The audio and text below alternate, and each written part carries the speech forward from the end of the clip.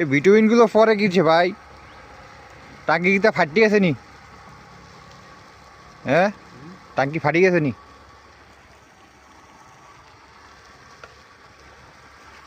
Pump ফিরিয়েছে, ঢুকা ঢুকা ঢুকা, আমি দিতেছি তুই উপর তা চালু কর। এই জুবাইয়ের ওই সিল কাট, ভিটামিন পরে বাসে গেল।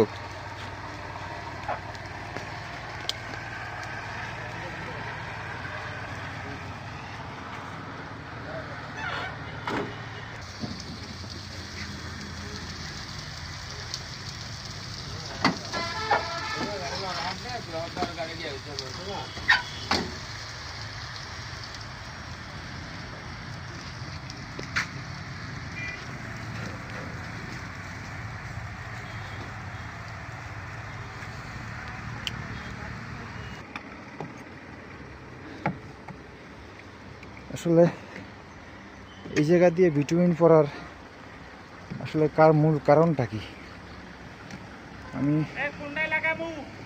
বুঝতে পারতেছি না। দেখতেছেন কি পরিমাণে ভিটামিন পড়তেছে, ওই তো বাসিয়ে গেছে অলরেডি। একটা ভিটামিনের গাড়ি পড়তে আছে সম্ভবত, এদের এখানে মানে গোপন কিছু আছে এখানে, আমার এরকম মনে হচ্ছে। এরকম গাড়িতে থাকে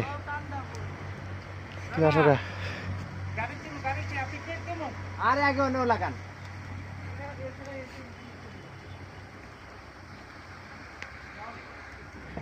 ভিটামিনের গাড়ি আনলোডের প্রস্তুতি চলতেছে। দেন দেন